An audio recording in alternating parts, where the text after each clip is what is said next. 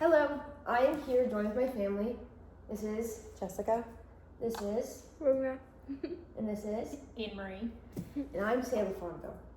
And I have gathered us all here to talk to you a little bit about technology, specifically the long-term effects of high-volume usage of technology in adolescence and the long-term physical and developmental side effects of it. Technology is a part of every facet of our life nowadays, starting from when we wake up by our phone's alarm clock and we doom scroll before bed and everything that happens in between. But even adult brains are shown to have negative side effects of long-term screen time usage, even with our fully developed brains. Which poses the question to what happens when extremely underdeveloped people, such as kids, are overly exposed to screens throughout their formative years. The National Center of Education Statistics reports that the percentage of kids ages 3 to 8 that use technology at home has grown almost 30% from 2011 to 2021 to nearly 90% of all children.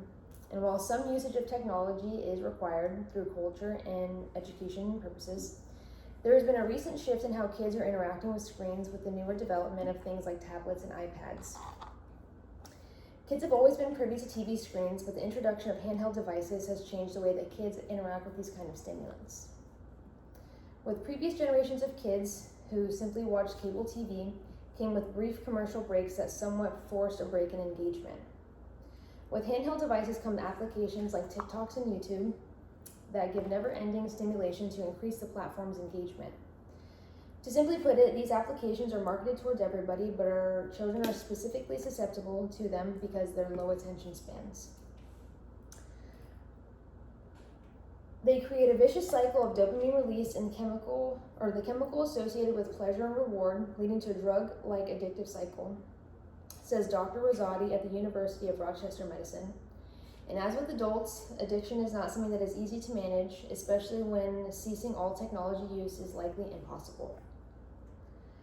And what will happen to these children that were considered iPad babies once they've reached adulthood?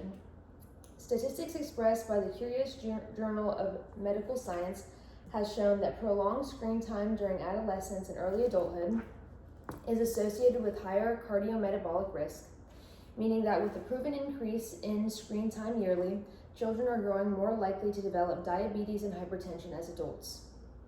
It is also proven that prolonged screen time at any age will have adverse effects on eyesight, creating nearsightedness and dry eye syndrome. And while the physical symptoms are bad, the developmental side effects are equally as harmful. When children are young, their brains and neuropaths are being developed every day, and a child's neuroplasticity, or their ability to learn things rapidly, can be heightened or stunted by the activities they are partaking in. And with the baby's brain taking in all their surroundings, something as small as background TV noise can delay their ability to learn new words or vocabulary acquisition, says cognitive psychologist at Net Psychology. So you can just imagine what close range, prolonged screen time can do to a child only after a brief amount of time, let alone years. Children are the future.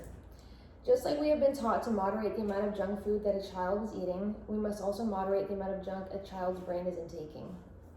Not only to ensure their brain's development at a timely manner, but to also ensure that they become healthy, active members of society once they leave adolescence.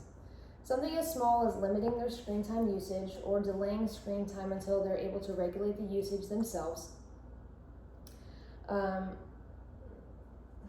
The expansion of technology has become so fast-moving that parents and guardians must try to keep up with the ever-evolving world we live in to help continue it.